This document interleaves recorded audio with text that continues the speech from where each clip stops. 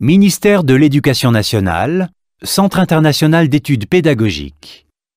DELF niveau B2 du cadre européen commun de référence pour les langues, épreuve orale collective. Vous allez écouter plusieurs documents. Avant chaque écoute, vous entendez le son suivant. Pour répondre aux questions, cochez la bonne réponse. Vous allez écouter 2 fois un document. Vous écoutez une émission à la radio. Lisez les questions. Écoutez le document, puis répondez.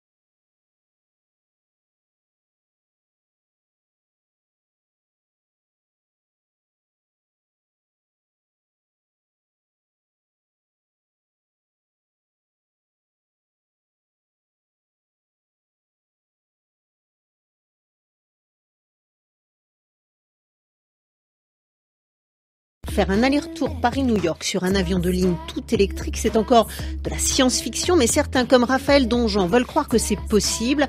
Alors pour prouver que le futur de l'aviation passe par les énergies renouvelables, ce pilote et aventurier suisse veut atteindre la stratosphère avec un avion 100% solaire. L'appareil s'appelle Solar Stratos et il est en test en ce moment en Suisse, au bord du lac de Neuchâtel. Jérémy Lange est allé assister à l'un des vols d'essai. On a peine à le voir. Deviner, hein. Ah oui, je vois maintenant. C'est incroyable. Il est déjà en l'air. On va le voir.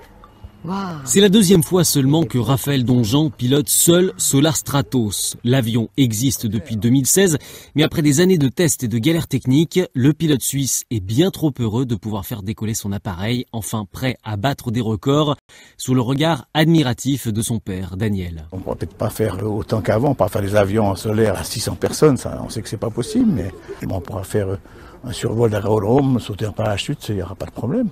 Sans aucune émission CO2, rien. Donc ça sera possible de faire ces choses-là sans être des pollueurs, quoi.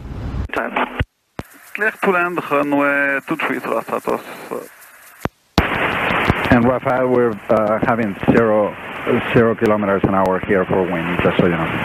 Le vol va durer une vingtaine de minutes, à quelques 2000 mètres d'altitude, très loin encore des 18 000 mètres, voire plus, qu'espère atteindre Raphaël Donjean en 2023. Une prouesse encore jamais réalisée par un avion solaire et même par très peu d'autres avions. Roland Loos est le président de Solar Stratos. C'est préparer un avion pour aller à des altitudes où on a très peu d'expérience. Il y a quelques avions militaires qui volent à des altitudes comme ça. Il y a des fusées qui traversent ces altitudes, mais se déplacer en vol stabilisé à ces altitudes-là, ça, il n'y a rien d'autre qui existe. Le pilote ne peut pas survivre sans être protégé avec de l'oxygène qu'il respire. Typiquement, Thomas Pasquet, qui est à la station spatiale actuellement, il porte exactement la même combinaison à son décollage que celle que nous, on va utiliser pour les vols à haute altitude. De la technologie de pointe, mais pas de technologie révolutionnaire, Solar Stratos utilise simplement ce qui se fait de mieux dans les énergies renouvelables. C'est un grand planeur. Il a une envergure de 25 mètres, 2 moteurs 19 kW maximum. C'est la même puissance qu'une voiture électrique d'aujourd'hui.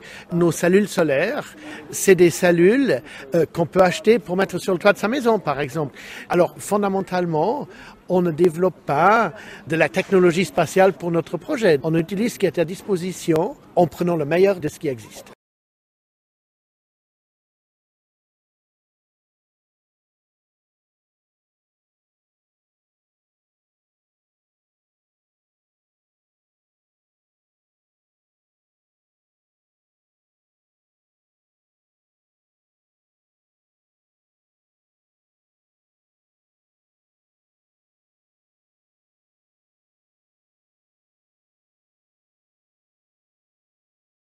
Faire un aller-retour Paris-New York sur un avion de ligne tout électrique, c'est encore de la science-fiction, mais certains comme Raphaël Donjean veulent croire que c'est possible.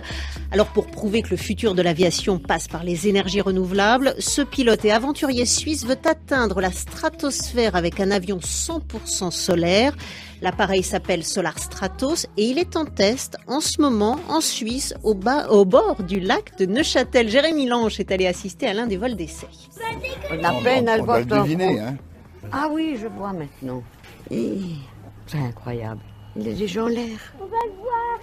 Wow. C'est la deuxième fois seulement que Raphaël Donjean pilote seul Solar Stratos. L'avion existe depuis 2016, mais après des années de tests et de galères techniques, le pilote suisse est bien trop heureux de pouvoir faire décoller son appareil, enfin prêt à battre des records, sous le regard admiratif de son père, Daniel. On ne pourra peut-être pas faire autant qu'avant, pas faire des avions solaires à 600 personnes, ça, on sait que c'est pas possible, mais on pourra faire un survol d'aérodrome, sauter en parachute, il n'y aura pas de problème. Sans aucune émission CO2, rien. Donc ça sera possible de faire ces choses-là sans être des pollueurs, quoi. Clear to land, runway 23 Solar Stratos. And Rafael, we're having 0 kilometers an hour here for wind, just so you know. Le vol va durer une vingtaine de minutes, à quelques 2000 mètres d'altitude, très loin encore des 18 000 mètres, voire plus, qu'espère atteindre Raphaël Donjean en 2023. Une prouesse encore jamais réalisée par un avion solaire et même par très peu d'autres avions. Roland Loos est le président de Solar Stratos. C'est préparer un avion pour aller à des altitudes où on a très peu d'expérience. Il y a quelques avions militaires qui volent à des altitudes comme ça. Il y a les fusées qui traversent ces altitudes, mais se déplacer en vol stabilisé à ces altitudes-là, ça, il n'y a rien d'autre qui existe. Le pilote ne peut pas survivre sans être protégé avec de l'oxygène qu'il respire. Typiquement, Thomas Pesquet, qui est à la station spatiale actuellement, il porte exactement la même combinaison à son décollage que celle que nous, on va utiliser pour les vols à haute altitude. De la technologie de pointe, mais pas de technologie révolutionnaire, Solar Stratos utilise simplement ce qui se fait de mieux dans les énergies renouvelables. C'est un grand planeur, il a une envergure de 25 mètres, deux moteurs 19 kW maximum. C'est la même puissance qu'une voiture électrique d'aujourd'hui. Nos cellules solaires, c'est des cellules qu'on peut acheter pour mettre sur le toit de sa maison, par exemple. Alors, fondamentalement, on ne développe pas de la technologie spatiale pour notre projet. On utilise ce qui est à disposition en prenant le meilleur de ce qui existe.